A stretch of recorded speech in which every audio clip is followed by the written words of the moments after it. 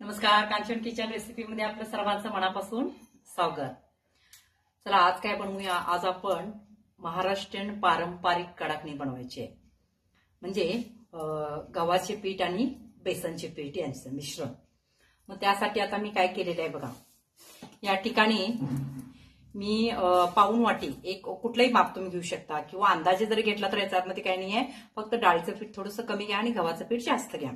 आता याच्यामध्ये पाऊण वाटी मी हे डाळीचं पीठ घेतलेलं आहे, म्हणजे बेसन पीठ हे, आणि याच्यामध्ये याच वाटीने मी हे एक वाटी गव्हाचं पीठ घेतलेलं आहे। ते मिश्रण आता मी याच्यामध्ये घालते। आता हे चांगलं आपण मिश्रण चाळून घेतलेलं आहे। मी दोन्ही पण पीठ चाळून घेतलेलं आहे, तुम्ही पण चाळून घ्या। आता याच्यामध्ये हे दोन्ही पीठ एकत्र चांगली करून घ्या।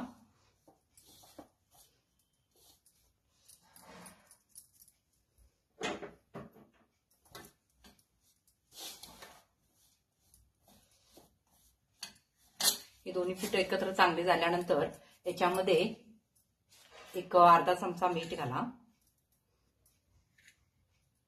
अर्धा चमच्याला पण कमी, तुमचा छोटा चमचा असेल तर अर्धा घाला, मोठा असेल तर थोडं कमी करा। आणि माझ्याकडे सुंठपूड आहे, ती मी याच्यामध्ये एक अर्धा चमचा घातलेला आहे। आणि कलरसाठी मी हळद वापरते, तुम्ही वापरू शकता, नाही वापरलं तरी सुद्धा चालतं। आता हे पूर्ण आपणाला एकजीव करून घ्यायचं आहे।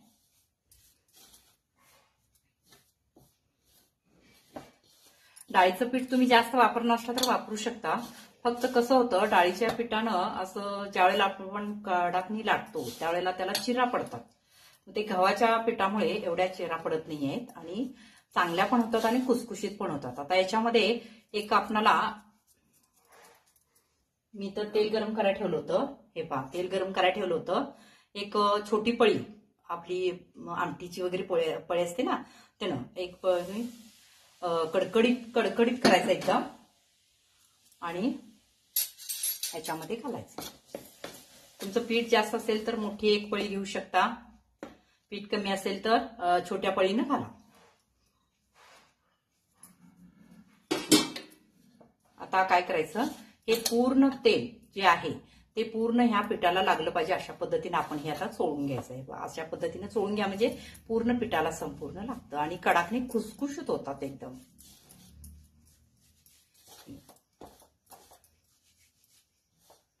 आता ते हे करूपर्यंत मी तुम्हाला सांगते की या ठिकाणी मी गुळाचं पाणी करून घेतलेलं आहे। मी या ठिकाणी 200 ग्रॅम गुळ तरी होता माझा, ते या ठिकाणी मी पाणी थोडंसं कोमट करून त्याच्यामध्ये गुळ वितळल्यानंतर मी ते गाळून घेतलेलं आहे। आता ते आपण ह्या पिठामध्ये घालायचं आहे। प्रथम आपण हे पीठ चांगलं चोळायचं आहे। हे पहा, आता चांगलं पीठ चोळून झालेलं आहे। आता याच्यामध्ये आपण हे गुळाचं जे पाणी तयार केलेलं आहे ते ह्याच्यामध्ये थोडं थोडं घालत जायचं, असं थोडं थोडं हे करत जा।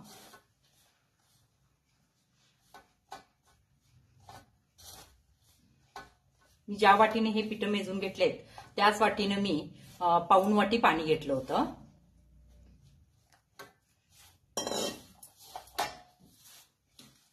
घट्ट मळायचं आहे आपल्याला।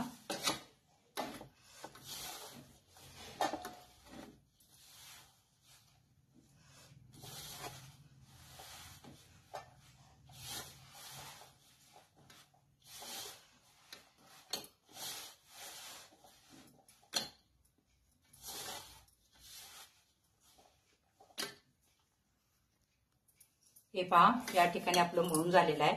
आता याच्यामध्ये डाळीचं पीठ असल्यामुळे थोडंसं आता आणि पाणी एवढं माझ्याकडे राहिलेलं आहे। आता समजा जर मला हे नंतर जर घट्ट वाटलं, एक 10 मिनिटं तर आपल्याला 10-15 मिनिटं भिजत ठेवायचं आहे। थोडं जर घट्ट वाटलं तर ते मी पाणी त्याला लावू शकते। लक्षात घ्या, कडाकण्या करताना गव्हाचं पीठ जास्त घ्या आणि कमी हे बेसन पीठ घ्या, अगदी व्यवस्थित होतं। आता हे आपण एक 10-15 मिनिटं झाकून ठेवूया, नंतर मग ह्याला तेल लावून हे करूया। 10-15 मिनिटं झालेले आहे।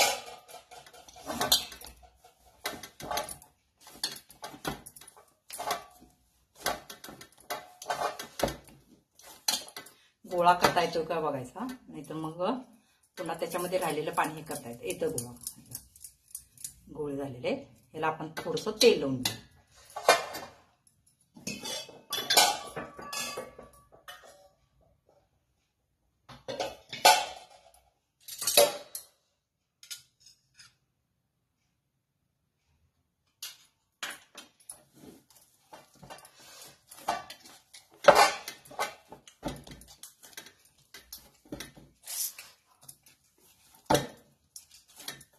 डाळीच्या पिठामुळं हे फार घट्ट होतं, पण काय प्रॉब्लेम नाही, लाटायला चांगलं येतं. हे पण घट्ट झालेलं आहे, पण पातळ झालं की मग लाटता येत नाही. झाले व्यवस्थित झालेलं आहे. आता आपण काय करायचे, याचे छोटे छोटे गोळे करायचे.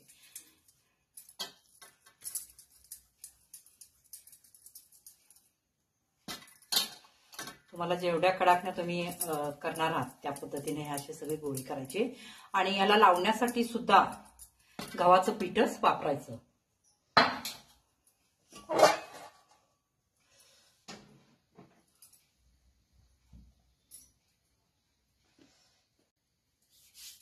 हे आता एक लाटून बघूया आपण.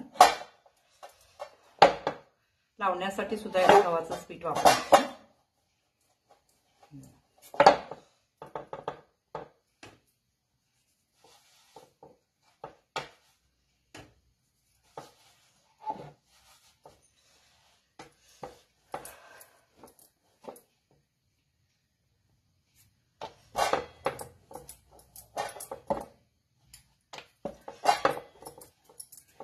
खूप छान लाटता येतं.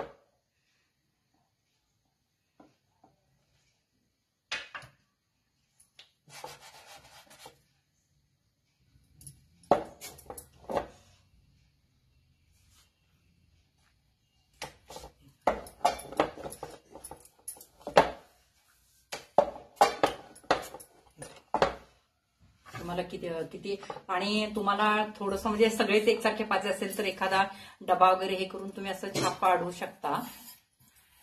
अशा पद्धतीनं हे पाया अशा पद्धतीने तुम्ही करू शकता, म्हणजे एकसारख्या कडाकण्या होतात.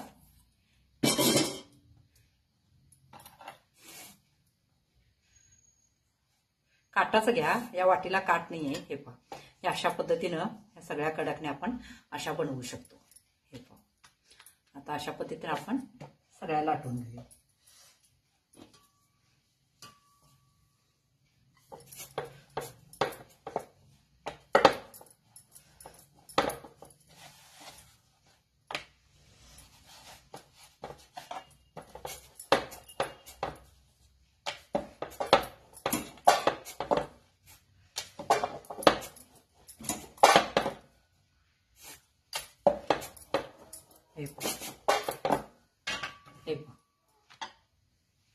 मस्त झाले. जास्त जाड पण करू नका आणि जास्त पातळही करू नका, छान होतं.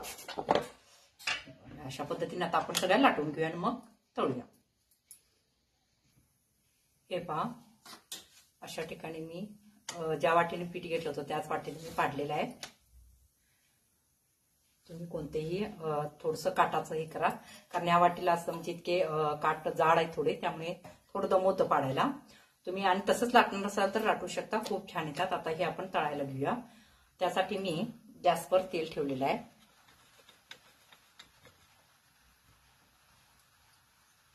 आता आपण ही कडाकणी तळून घेऊया.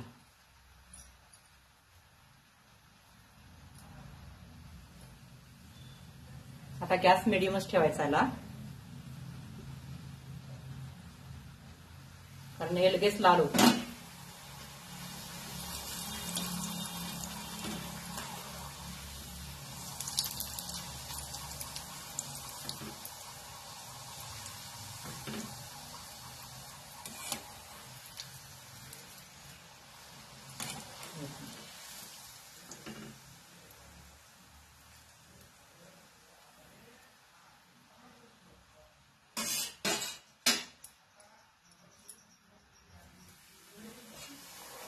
एकदा तेल तापलं की हा गॅस मिडियमच ठेवायचा, किंवा जास्त लाल होत असेल तर बारीक ठेवा, लगेच भाजतात. हे बघा.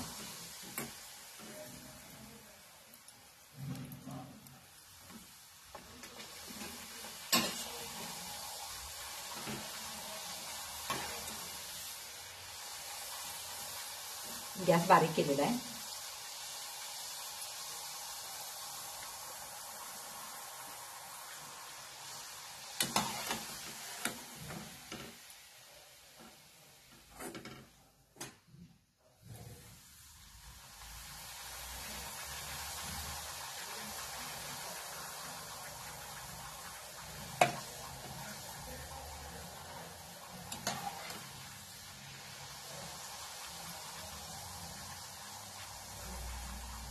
अशा पद्धतीने आता आपण सगळे तळून घेऊ.